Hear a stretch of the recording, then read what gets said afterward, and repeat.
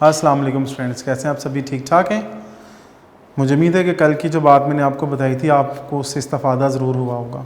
दुआ में याद रखा करें बेटा जी। उसके बगैर मैंने ये भी आपसे कहा था ना पिछले लेक्चर्स में कि हज़रत मूसा अलैहिस्सलाम से भी कहा गया था कि मूसा सोच समझ के कदम उठाया करो। अब तो जो दुआ करने वाला वो नहीं रहा। तो बेसिकली हज़रत मूसा अलैहिस्सलाम की वालदा को अल्लाह ताला ने बुला लिया था अपने पास, वो दुनिया पर नहीं रही थी।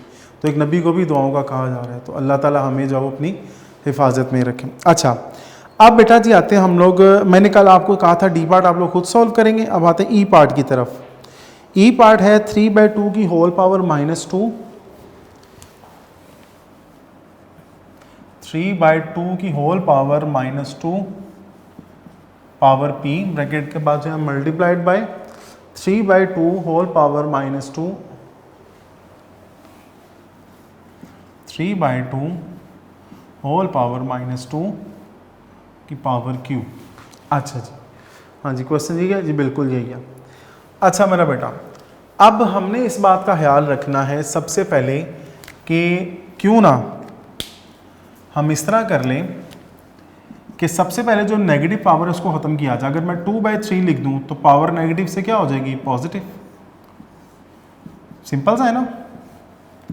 इसमें भी मैं जब रेसिप्रोकल लूंगा तो पावर नेगेटिव से क्या हो जाएगी? पॉजिटिव, और होल पावर क्या आ जाएगी? q।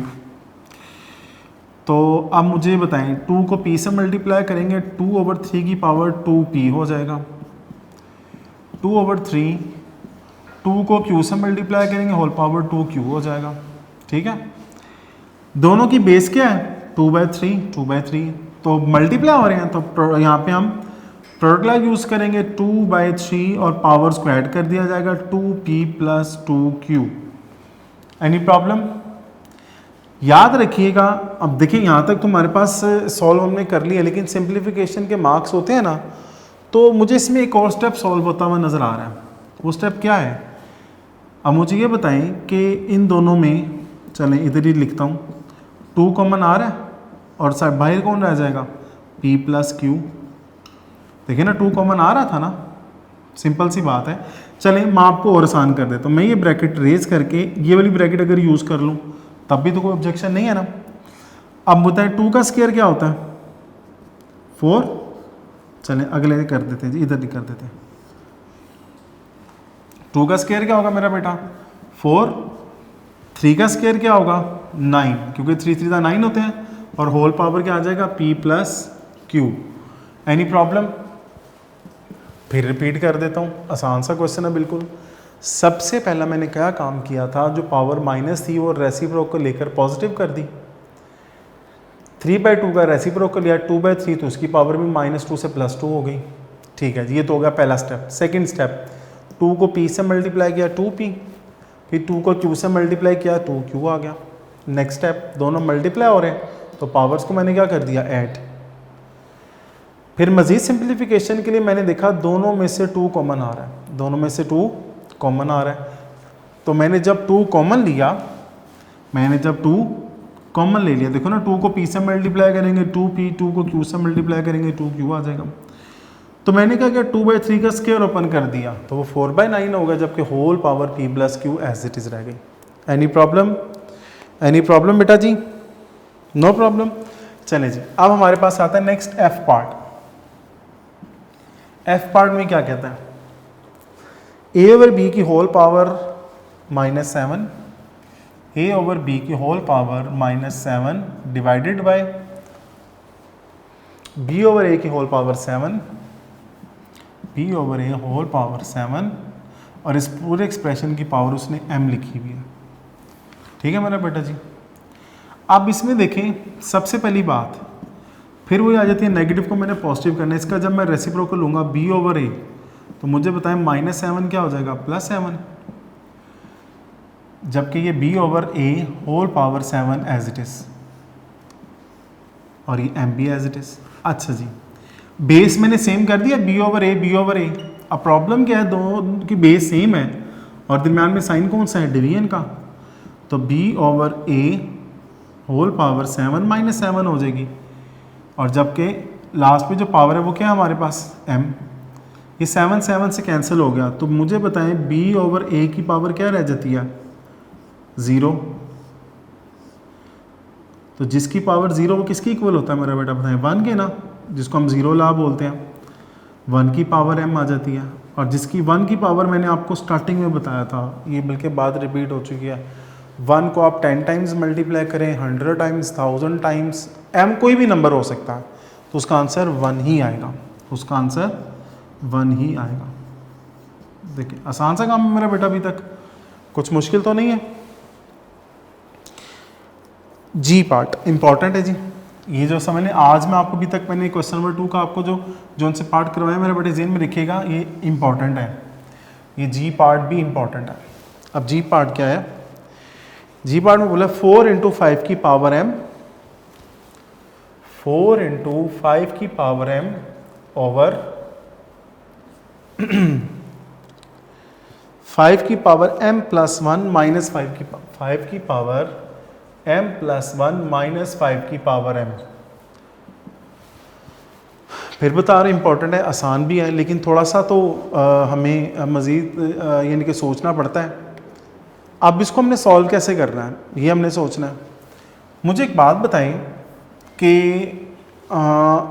इस तरफ आते हैं जी, इधर मुझे बताएं 2/3 बेस सेम थी, तो पावर्स हमने क्या की थी, ऐड, तो क्या हम इसको इस फॉर्म में नहीं लिख सकते? नई बात समझ आई? अब मैं इधर बताता हूँ आपको, लिखा हो जी a की पावर 2, a की power m multiplied by a की पावर n, तो ये हो जाएगा a की पावर m प्लस n, क्योंकि बेस सेम थी तो पावर्स मैंने ऐड कर दी, बेस सेम थी पावर्स मैंने ऐड कर दी।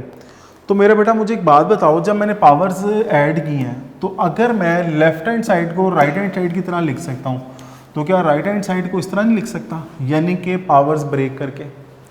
मेरी बात समझ आ रही है आपको? अच्छा, अब मैं क्या कहना चाह रहा हूँ, 4 × 5 की पावर m ओवर 5 की पावर m इंटू 5 की पावर 1 माइनस 5 की पावर m, ये तो एज इट इज़ है ना। देखो अब ये भी 5 है, ये भी 5 है, तो पावर ऐड होकर m प्लस 1 दोबारा आएगा कि नहीं आएगा? आ जाएगा ना, मैंने पावर ब्रेक करके लिखी। अब मुझे इसका फ़ायदा क्या है, 5 की पावर m इन दोनों में मौजूद है, तो मैं कॉमन ले सकता हूँ, तो रिमेनिंग रह जाएगा 5, क्योंकि जिसकी पावर 1 वो 1 लिखने की ज़रूरत नहीं है, और इसकी जगह क्या आएगा 1। फिर रिपीट करता हूँ, अक्सर बच्चे इसमें कंफ्यूज हो जाते हैं कि ये 1 क्यों कैसे आ गया। देखो मेरा बेटा, इसकी पावर क्या है 1, आपको समझाने के लिए लिख लो, बाद में रेज कर दूंगा। इसको जब इससे मल्टीप्लाई करेंगे तो 5 की पावर m प्लस 1 आ जाएगा, जैसे ये है, बिल्कुल आ जाएगा। और 5 की पावर m को जब 1 से मल्टीप्लाई किया जाएगा तो 5 की पावर m भी आ जाता है। आप समझे बात की? अब अगला स्टेप क्या होगा, 4 × 5 की पावर m ओवर 5 की पावर m इंटू 5 में से 1 सब्ट्रैक्ट करें तो क्या आएगा मेरा बेटा 4। नहीं जी, ये 4 से कैंसिल, 5 की पावर m 5 की पावर m से कैंसिल हो जाएगा, तो सारी चीज़ जब कैंसिल होगी तो फाइनली आंसर क्या आ जाएगा 1। और मैं फिर बता रहा हूँ कि अभी तक जो मैंने पार्ट्स करवाए हैं, जो हमने किए हैं जी ई, एफ और जी पार्ट, ये तीनों के तीनों पार्ट्स इंपॉर्टेंट है मेरा बेटा, इसको ज़रा अच्छे तरीके से देखिएगा। इवन कि इसका एच और आई पार्ट भी इंपॉर्टेंट है जो आप करवाने लगा हूँ। एच पार्ट है जनाब a-2 over B cube, H part है a-2 over B cube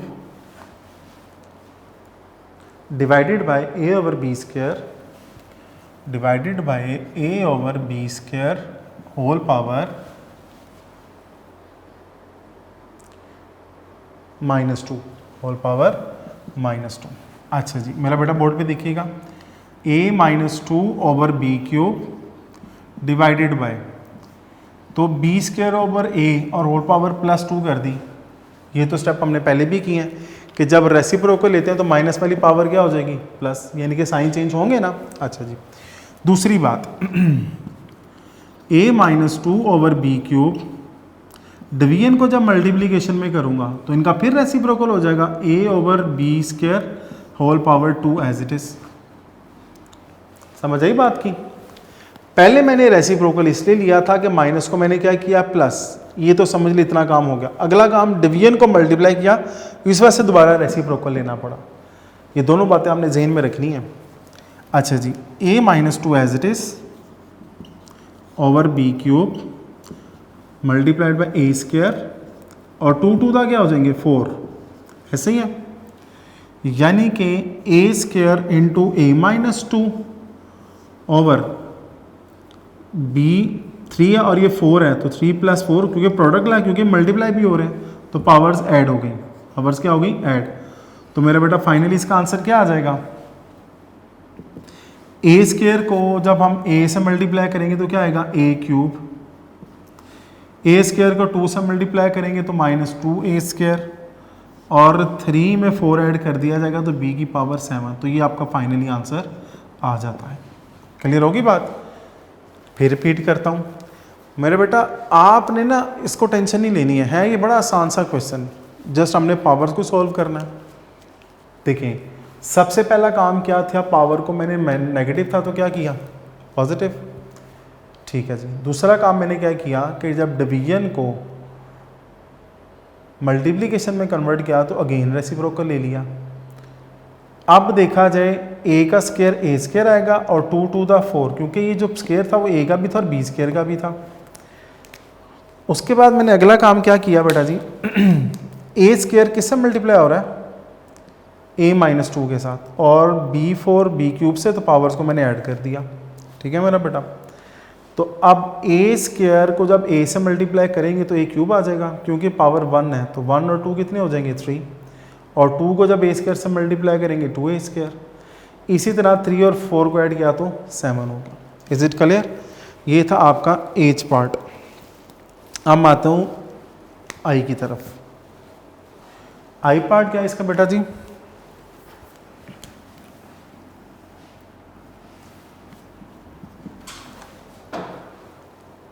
a की पावर -5 डिवाइडेड बाई a की पावर -2, a की पावर -5 डिवाइडेड बाय a की पावर -2 डिवाइडेड बाय a की पावर 4, ठीक है जी। तो अब हमने इसमें जो है ना क्वोशंट लॉ यूज़ करते हुए देखिए ना डिवाइड हो रहे हैं ना, तो माइनस इंटू -2 -4, बात समझ आई नहीं आई? फिर रिपीट कर देता हूँ। देखिए मैं सेपरेट भी सॉल्व कर सकते थे, पहले -5 -2 को सॉल्व करता, लास्ट में फिर 4 को माइनस कर देता, लेकिन देखा जाए क्वेश्चन लाइन डिवाइड हो रहे हैं तो हमने उसको कंबाइनली अप्लाई कर दिया। इन शॉर्ट जब डिवाइड हो रहे हैं तो पावर्स माइनस होती है ना, ठीक हो गया। a की power -5 minus minus +2 -4 as it is. हमेशा पहले सेम साइंस या लाइक साइंस वाली वैल्यूज को आपने सॉल्व करना है। तो -5 -4 माइनस माइनस प्लस ही होता है ना, लेकिन साइन तो माइनस का आएगा। अब आपने क्या करना है, 9 में से 2 को सब्ट्रैक्ट कर दें तो -7। अब ये पावर अभी नेगेटिव, आंसर आपका हमेशा पॉजिटिव पावर में आना चाहिए। तो -7 है तो ये पावर जब मैं डिनोमिनेटर में लेके जाऊंगा तो क्या हो जाएगी +7। Any problem? ये बात समझ आ गई आपको? ये बात समझ आ गई है? तो अब हमने सॉल्व किया है जी क्वेश्चन नंबर 2। अब हम आते हैं जी क्वेश्चन नंबर 3 की तरफ, जो कि इम्पॉर्टेंट है, वेरी इंपॉर्टेंट है। ये आगे जो आपका आना है ना 9th क्लास में, तो ये ज़हन में रखिएगा कुछ इस तरह के क्वेश्चंस आएंगे। Exercise 4C question number 3। Question number 3 में उसने बोला है find the value of unknowns, find the value of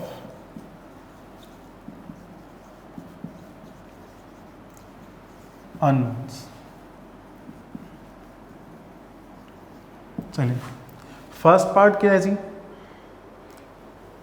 3 की power x is equal to 81। 3 की power x is equal to 81।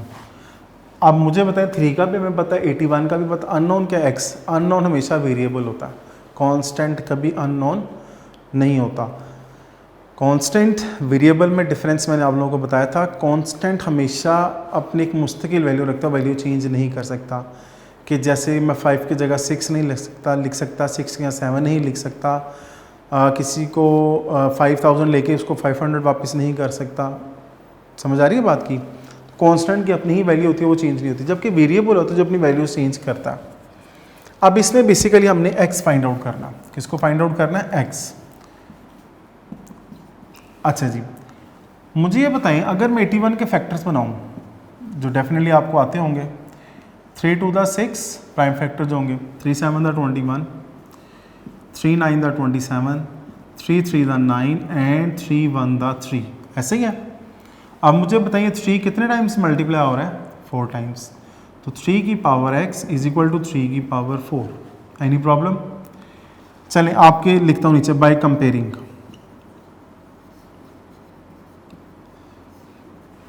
अब मुझे बताएं इधर भी बेस 3 है और इधर भी बेस 3 है, तो फिर पावर पावर की इक्वल ना होगी, तो फिर x की वैल्यू क्या आ गई? 4। x की वैल्यू क्या आ जाएगी? 4। देखिए कितना आसान सा क्वेश्चन था। समझ आई? मैंने क्या किया, 81 को एक्सपोनेंशियल फॉर्म में लिखा, पावर की फॉर्म में लिखा, एक्सपोनेंट में लिखा, और उसके बाद फिर मैंने देखा जब दोनों की बेस सेम है तो मैंने पावर्स को इक्वल कर दिया, तो मेरे पास आसानी से x की वैल्यू आ जाती है। ठीक है ना? ये था हमारा ए पार्ट। अब हम लोग आते हैं जी इसके बी पार्ट की तरफ। बी पार्ट है 3 की पावर 4 का whole square is equal to 9 की पावर x। 3 की power 4 whole square is equal to 9 की पावर x। इसमें भी हमने x को फाइंड आउट करना है। किसको हमने फाइंड आउट करना है? x को। चले मेरा बेटा देखते हैं। अननोन x ही है ना। सबसे पहले 4 2 क्या हो जाएंगे? चले 4 मल्टीप्लाइड बाई 2 और 9 हो सकता है 3 मल्टीप्लाइड बाई 3 या 3 का स्क्वायर। बोलें एग्री करते हैं इस बात से? देखिए ना 3 का स्क्वायर 9 ही आएगा ना। चले 4 2 8 और 3 2 6, सॉरी 2 को हमने x से मल्टीप्लाई करना है तो क्या आ जाएगा? 2x, क्योंकि पावर को पावर से यानी कि ब्रैकेट पावर रूल्स यहाँ पे अप्लाई होगा। अब मुझे बताएं कि मैं फिर बाय कंपेयरिंग करूं। बाय कंपेयरिंग तो मुझे एक बात बताएं कि क्या 2x 8 के इक्वल नहीं आ जाएगा? अब ये 2 मल्टीप्लाई और इधर आके क्या होगा? डिवाइड। तो 2 4 8, तो x की वैल्यू क्या आ गई? 4। Any problem? अच्छा, ज़रूरी नहीं है कि हर बार आपका आंसर सेम हो, जैसे कि x पहले भी 4 आ गया था और इसमें भी x 4 आ गया, बाई चांस ये एक ऐसा क्वेश्चन हो गया। ठीक है, लेकिन ज़रूरी नहीं कि हर बार ऐसा हो। तो फिर भी बात आ जाती है कि यहाँ पे बेस सेम है, तो फिर अब डेफिनेटली पावर्स भी क्या होंगी? इक्वल। मैंने नीचे लिख दिया बाय कंपेयरिंग, तो पावर्स को इक्वल करते हुए मैंने x same as it is मैंने इधर किया था कि बेस सेम है तो पावर्स को इक्वल कर लिया मैंने। ठीक है जी। सी पार्ट आता है 4 की power x is equal to 1/64। 4 की power x is equal to 1/64। अब इसमें भी डेफिनेटली हमने x की फाइंड आउट करना, और ये आपका है सी पार्ट। 4 की power x is equal to 1/64। तो अच्छा जी मेरा बेटा मुझे ये बताएं 64 के हम फैक्टर्स बनाते हैं, लेकिन मैं 4 पे क्यों कर रहा हूँ उसकी रीज़न भी आपको भी समझ आ जाएगी। 4 1 4 और 4 6 24, 4 4 16, 4 1 4। तो मुझे बताएं 4 कितने टाइम्स आ रहा है? 3 टाइम्स, यानी कि 4 की power x is equal to 1/4 का क्यूब हो जाएगा। 64 को जब मैंने ब्रेक किया तो 4 की पावर 3 आ रहा है, मैंने 4 ही क्यों टारगेट किया? दूसरी बात कि जब मैं इसको ऊपर शिफ्ट करूंगा इसकी पावर क्या हो जाएगी? माइनस। अब देखा जाए दोनों की बेस क्या हो गई है? सेम। दोनों की बेस क्या हो गई है? सेम। तो जब दोनों की बेस सेम हो गया तो फिर बाय कंपेयरिंग, तो मेरा बेटा बाय कंपेयरिंग जब हम करेंगे तो x की वैल्यू क्या आ जाएगी? -3। अच्छा, लेट्स सपोज आप कहते हैं कि सर आपने जो बी पार्ट सॉल्व किया है उसमें तो आपने 9 को भी 3 का स्क्वायर किया था, ऐसे ही है ना, फिर सॉल्व किया था। देखो बेटा जी हम लोग इस कंडीशन में हैं कि, और चलें आपकी खातिर ये भी करवा देता हूँ, 4 की power x is equal to 1/64। यही क्वेश्चन है ना हमारे पास, बोर्ड पे देखिएगा मेरा बेटा। तो मुझे बताएं 2 की पावर x स्क्वायर लिख देते हैं और x एज इट इज। जब हम 64 के फैक्टर्स बनाएंगे, जब हम किसके फैक्टर्स बनाएंगे? 64 के। देखें जी इधर, क्योंकि 2 पे भी तो डिवाइड होता है ना, करके देखते हैं।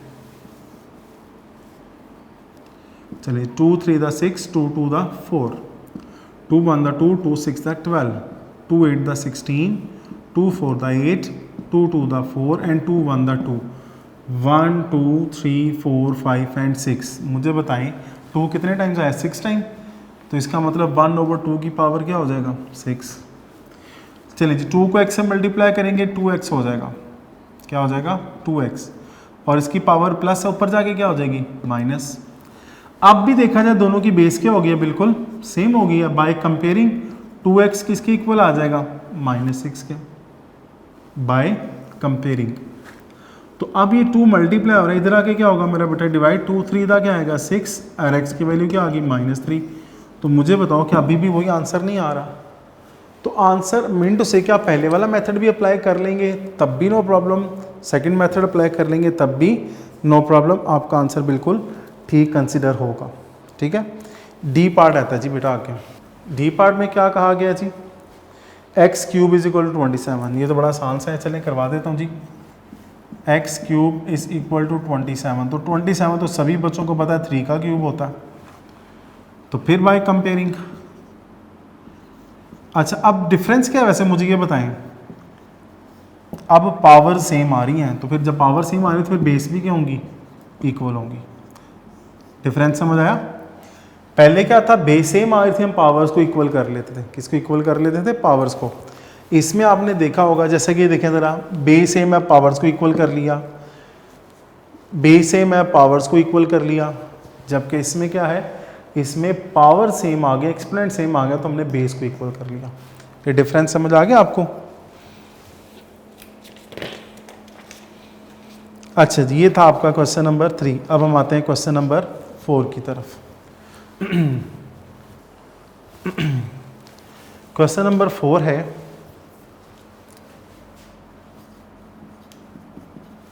एक्सरसाइज 4C का।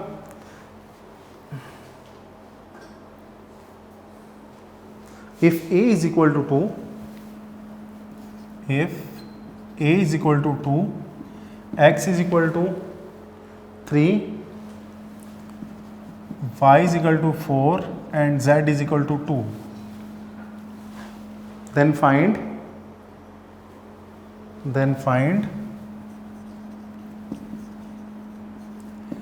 a की पावर x प्लस a की पावर y प्लस a की पावर c। इसको हमने फाइंड आउट करना है। ठीक है बेटा जी, तो अब हम क्या करेंगे जी, putting the values of a, x, y and z। Basically question क्या है हमारे पास, a की पावर x, a की पावर y और a की पावर z। तो putting the values of a, x, y and z।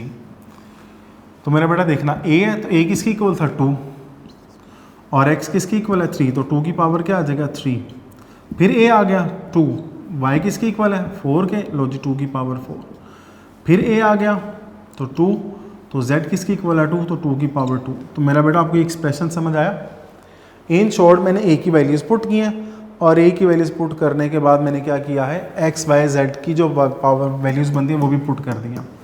तो 2 का क्यूब मतलब 2 to the 4, 4 to the 8, 2 to the 4, 4 to the 8, 8 to the 16, यानी कि इसका आ जाएगा 16, और 2 का स्क्वायर मीन 2 to the 4। तो इनको हम जब ऐड करेंगे, तो ऐड करना तो आप सभी को आता होगा, तो ये आपके पास आ जाता है 28। Any problem, any problem. अच्छा जी, तो अब ये थी आपकी एक्सरसाइज 4C, यानी कि हमारा जो वो यूनिट 4 कंप्लीट हो जाता है। ठीक है ना, इसके भी मैंने ऑलमोस्ट सभी पार्ट्स करवाए। एक डी पार्ट आपको दिया था क्वेश्चन नंबर 2 का गालबन, तो या इसका D3 का वो देख लीजिएगा। तो मेरा बेटा आपने वो लाजमी अटैम्प्ट करना है, ना हुआ तो आपने मैसेज के थ्रू बता देना, इंशाल्लाह वो फिर मैं बोर्ड पे सॉल्व करवा दूंगा। वैसे अभी तक तो ऐसा कोई मुझे क्वेश्चन नहीं आया जो आप लोगों को पूछना चाहिए। ठीक है ना, तो मेरा बेटा आपने एक बात जहन में रखनी है कि नोट्स बनाना बहुत ज़रूरी है, ताकि आपके अच्छे अच्छे टेस्ट हों और आप लोग जो है ना अच्छी तरीके से तैयारी कर सकें, क्योंकि अगली क्लासेस में तो जाना ही है इंशाल्लाह ताला। ये जो कहते हैं ना, हर मुश्किल के बाद आसानी है, तो बेशक ये वबा आई है उसके बाद आसानी ज़रूर है। ठीक है ना, तो जब ये आसानी आएगी तो डेफिनेटली स्कूल्स खोलेंगे, एकेडमीज़ खोलेंगे, हम लोग प्रॉपरली अपने एक रूटीन में आ जाएंगे। ठीक है, तो आप लोगों ने अच्छे तरीके से परफॉर्म करना है, स्टडी करनी है, ताकि आपकी बेस बने और अगली क्लासेस में आपको मुश्किल ना हो। ठीक है ना, ये ना आपने माइंड बनाया लो भी इस दफ़ा 9th वाले पास हो गए तो हमें फिर इस तरह पास करके या जनाब 10th क्लियर करवा देंगे, तो ऐसे तो कोई डॉक्टर इंजीनियर नहीं ना बनने लगा। समझ आ गई बात की? तो मेरा बेटा आप लोगों ने इन बातों को समझना है। जैसा कि एक छोटा सा लेसन ही मैंने आपको दे दिया है कि आप लोग इस चीज़ को मत समझिएगा कि मैं भी 9th भी ऐसे क्लियर कर लूँगा फिर कोई कोरोना आ जाएगा। इंशाअल्लाह ताला अल्लाह ताला मैं दोबारा भी इस मुश्किल में मुब्तला नहीं करेगा, अल्लाह पाक अपनी हिफाजत में ही रखेगा। तो नमाज़ों की पाबंदी करते रहिएगा मेरा बेटा जी, दुआ में याद रखिएगा। इंशाअल्लाह आप लोगों से कल मुलाकात होगी। ठीक है जी, अल्लाह हाफ़िज़।